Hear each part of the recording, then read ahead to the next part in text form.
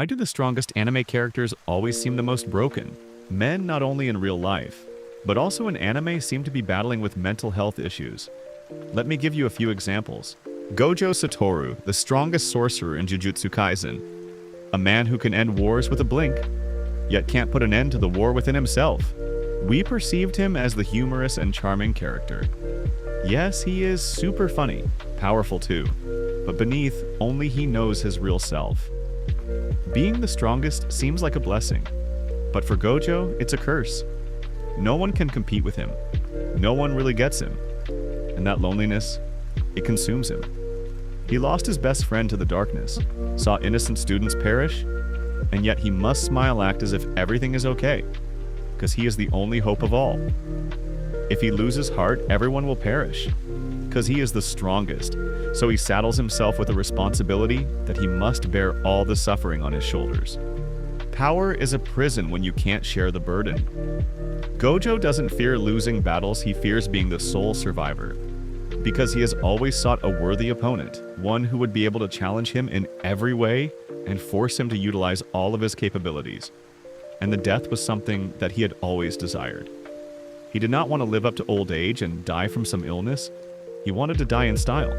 Another reason for that is also because he did not want to witness the deaths of his friends and students. He teaches us a very subtle life lesson, that the real fights in life are ones no one sees us engage in. He was never put together, it's just that we never noticed. Levi Ackerman, a person walking near his grave, but never touching it. And the result of that becomes to see his friends die. Humanity's strongest soldier, always so calm, always so collected. But in those dead cold eyes, there's a man who's lost all his loved ones before him. That's the curse, same as Gojo. If you're strongest, you watch everyone die before you, who is not the strongest. As a child, he witnessed his mother die.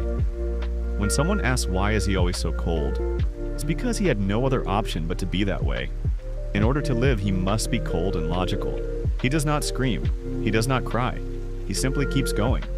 Because if he doesn't do it, he will feel it all. There are many who wonder, isn't being the strongest great? You'll never die. But he alone knows the price of not dying.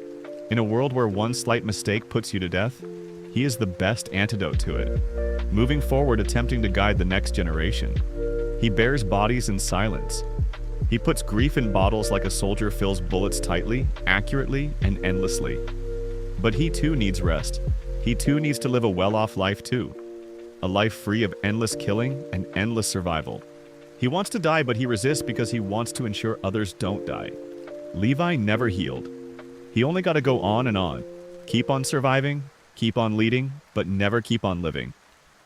What do you get when you teach someone not to be human?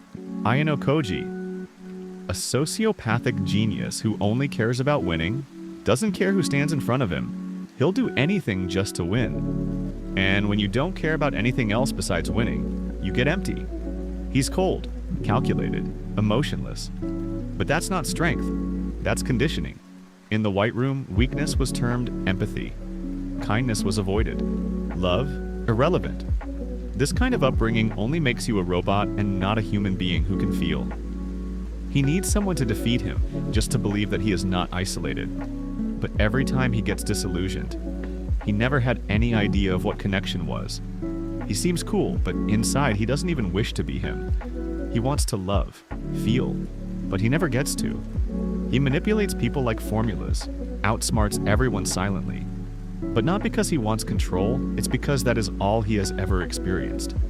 He doesn't know there is anything better than controlling or manipulating. That is his thrill.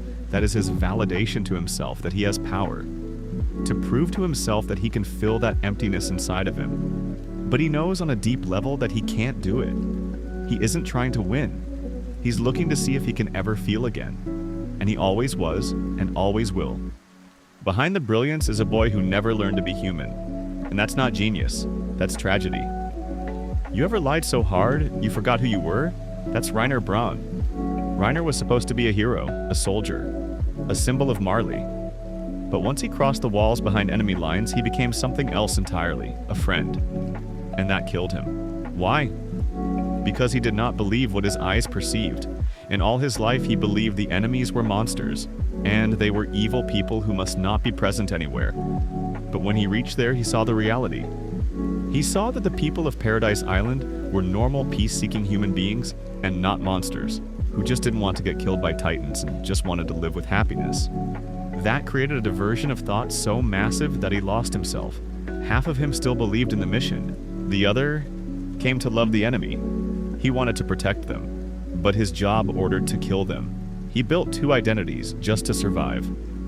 A soldier and a warrior. Friend and enemy. He may appear crazy to some people, but that craziness is what kept him alive. He is not evil. He is not damaged. He is a human, a victim of a world that told him to kill or be killed. Reiner Braun isn't a villain, he's a warning that if you play two roles long enough, you'll forget which one was ever really you. He didn't have any options, just a mission ahead, and a logical mind trying to make sense of what's happening. His greatest enemy was never a Titan, or the Marley, or even Levi, it was his own mind. What if your worst bully was yourself? Shoya Ishida wasn't born to be bad, but he did something he couldn't undo. He bullied a deaf girl, Shoko Nishimiya, and when the world turned against him for it, he didn't retaliate. He agreed. He knew what he did and was guilty of it. He began to see the world in silence, just like her. Not because he couldn't hear, but because he didn't feel like he deserved to hear. Anxiety, shame, self-hate. He closed out every relationship, every voice, every face, even his own. He reached the point of killing himself and thankfully failed. But redemption is not a line. It's messy and painful. And sometimes, you fall before you get up. Shoya's story is not about being forgiven. It's about forgiving yourself. About learning to say, I was wrong.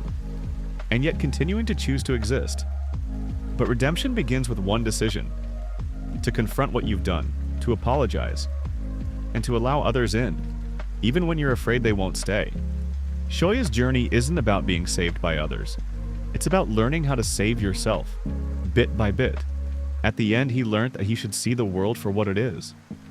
He should learn and move forward. Because we all are wrong at some point. No one is perfect. Learning to forgive others and ourselves and going forward, not with a guilt but with a lesson, is what makes us human. Thanks for watching, guys.